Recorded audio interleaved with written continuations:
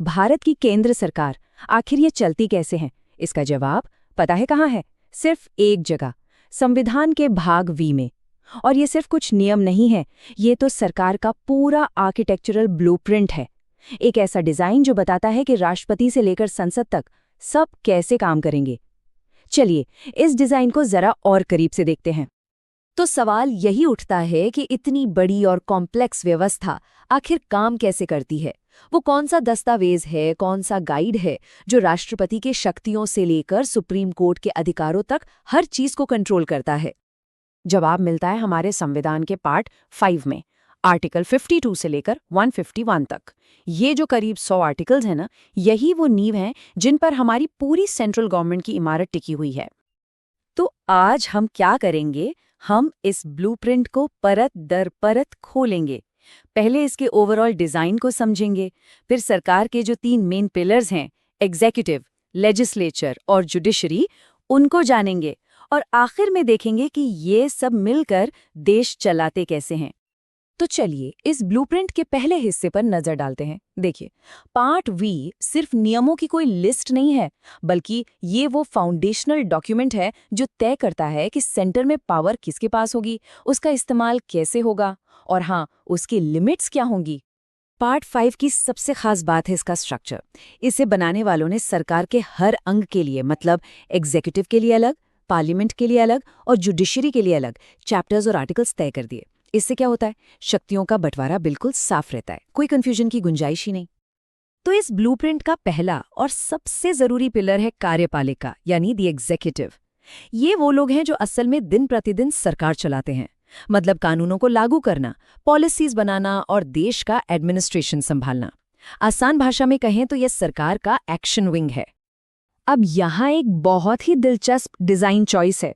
देखिए, देश के सर्वोच्च पद पर तो राष्ट्रपति हैं, वो हमारे संवैधानिक प्रमुख हैं, लेकिन असल में सरकार चलाने की जो पावर है वो प्रधानमंत्री और उनकी कैबिनेट के पास होती है। अब ऐसा क्यों? ताकि सरकार की जवाबदेही सीधे जनता के चुने हुए लोगों यानी लोकसभा के प्रति बनी रहे। और हाँ, प्रधानमंत्री अकेले काम नहीं करते, उनके साथ होती है एक पूरी मंत्री परिषद यानी काउंसिल ऑफ मिनिस्टर्स, जो असल में एग्जीक्यूटिव का असली इंजन है। यही वो टीम है जो सारे बड़े फैसले लेती है और राष्ट्रपति को सलाह देती है। और ये सलाह, समझिए, सिर्फ कोई मशवरा नहीं है, राष्ट्रपति के लिए इसे मानना जरूरी है।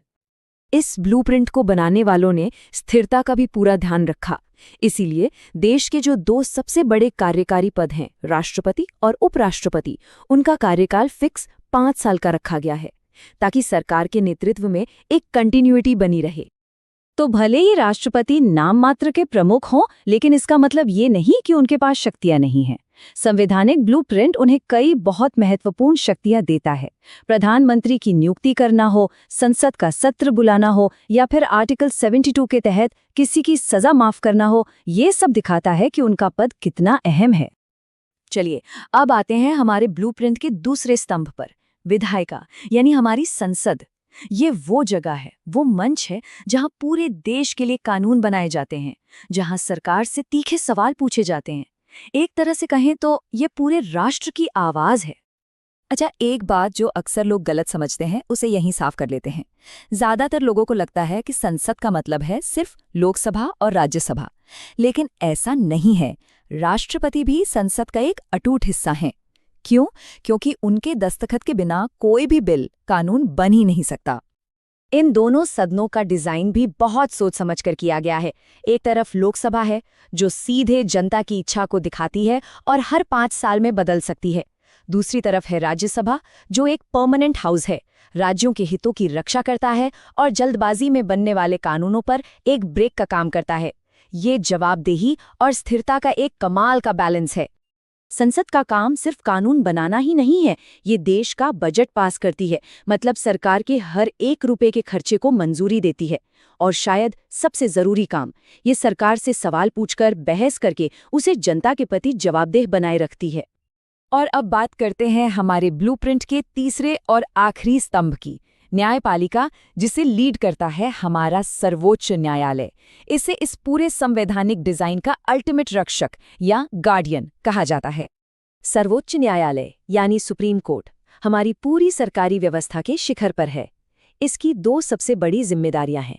पहली, ये देखना कि सरकार और संसद संविधान की खींची हुई लकीरों के अंदर रहकर ही काम करें, और दूसरी, ये सुनिश्चित करना कि किसी भी नागरिक के मौलिक अधिकारों का हनन ना हो।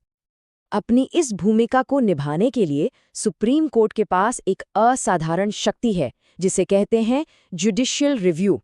इसका मतलब है कि अगर संसद कोई ऐसा कानून बना दे जो संविधान के खिलाफ हो, तो सुप्रीम कोर्ट उसे रद्द कर सकता है। इतना ही नहीं, संविधान के शब्दों का आखिरी मतलब क्या होगा, ये तय करने का अधिकार भी इसी के पास है। तो हमने इन तीनों स्तंभों को अलग अलग तो समझ लिया, पर असली जादू तो तब होता है जब ये तीनों मिलकर काम करते हैं। आइए इसे दो छोटे छोटे उदाहरणों से समझते हैं। पहला, एक कानून बनता कैसे है, और दूसरा, सरकार का सबसे बड़ा वकील कौन होता है। कानून बनाने की प्रक्रिया भी बड़ी दिलचस्प है।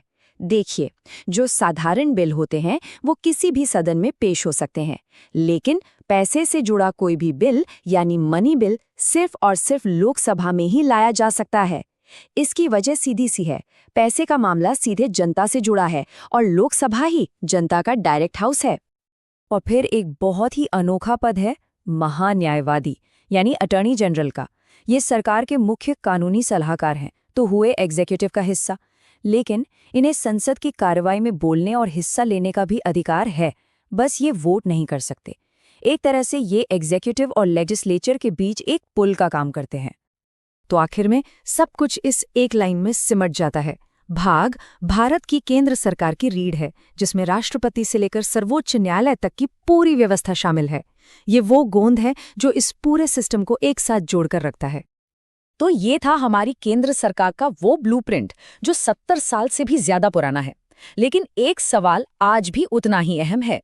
इन तीन स्तंभों, कार्यपालिका, विधायिका और न्यायपालिका में से आज के भारत में कौन सा सबसे ज्यादा शक्तिशाली या प्रभावी नजर आता है? ये वाकई एक सोचने वाला सवाल है।